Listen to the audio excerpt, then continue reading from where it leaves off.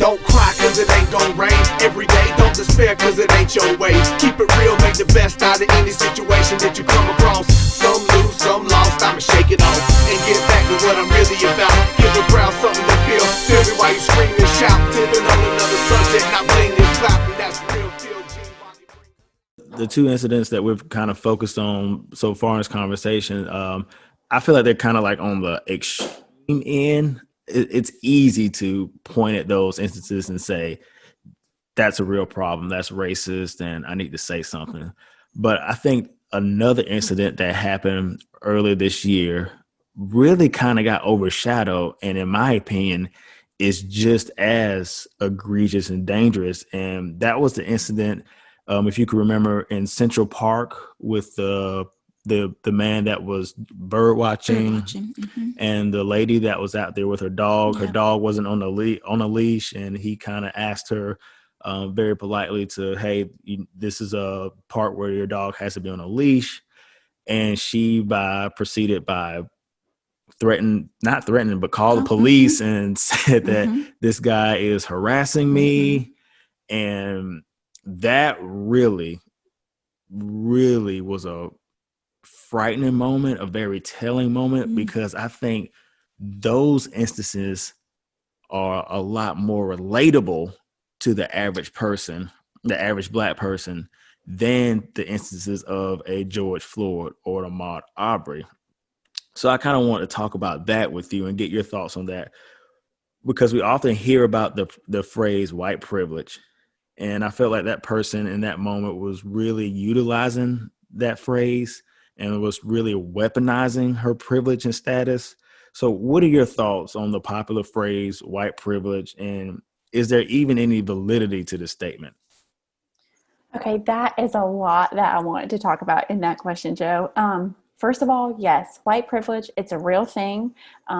If you do not believe, and when I say you, I am talking to any white listeners that you have right now, friends, listen. If you do not think that white privilege is something real, then we need to check up on ourselves. I don't know why, as white people, we are willing to talk about other types of privilege. We're willing to talk about socioeconomic privilege. That's one that nobody seems to have a problem with. I think everybody would kind of recognize that if we went into a top-notch store where the jeans cost $300, if we went in our sweatpants and our t-shirt versus if we went dressed down in Michael Kors, they're going to treat us differently if we are, whether we are white, Black, Hispanic, Chinese. If we were just dressed based on the fact that we had money, we would be treated differently. So we don't struggle over that. I think in the South, we don't even really struggle over religious privilege. If you are a Christian, majority religion in the South, and you go to a graduation or you go somewhere, you hear a Christian prayer, that's a privilege. So I don't think we really, want to fuss over that. So I don't know why when we talk about white privilege, we collectively as white people want to say, no, that's not a real thing. It is a real thing. And there are a million examples that we could talk about. And I'm sure that, I can think about some, and I'm sure that you guys could probably even think of even more examples. But yeah, it's real. It's day to day. And I think about little things. And JoNessa knows I have a new obsession with fitness. It's brand new, but one of the coaches that I like to work out with on my Peloton, she gave a great ride about white privilege, and she talked about some things that I hadn't even really thought about. She talked about Band-Aids. Y'all, I have never thought about what a privilege it is to go to the store, just grab a box of Band-Aids off the shelf and not worry if it was going to match my skin color, because it really does. That's a privilege. Just talking about, and I'm thinking about small things first, but then it gets even bigger and more important. I was thinking about Ahmaud Arbery and y'all, I almost can't even talk about that, but I think about my husband, a white man, and he is always in a walking challenge at work. Okay. They're always having these step challenges, and Matt's very competitive. My husband is very competitive. And so when he was in one of his intense walking challenges, he would get up at 4 a.m. and he would go walk around our neighborhood to make sure he was winning that step challenge.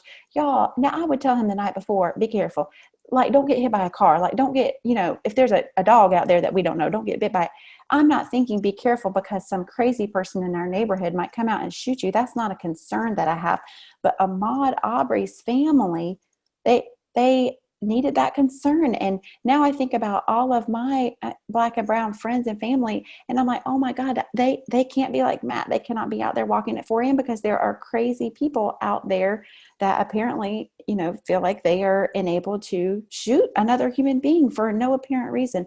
And so, that's a privilege that I didn't have to worry about Matt going to win his step challenge at 4 a.m. There's just so many examples of white privilege. So yes, Joe, it is real, and it is something that we need to continue to bring to the forefront so that we can break it down.